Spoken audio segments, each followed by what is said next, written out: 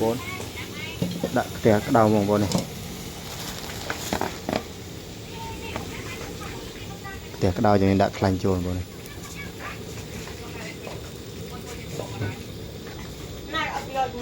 nè bốn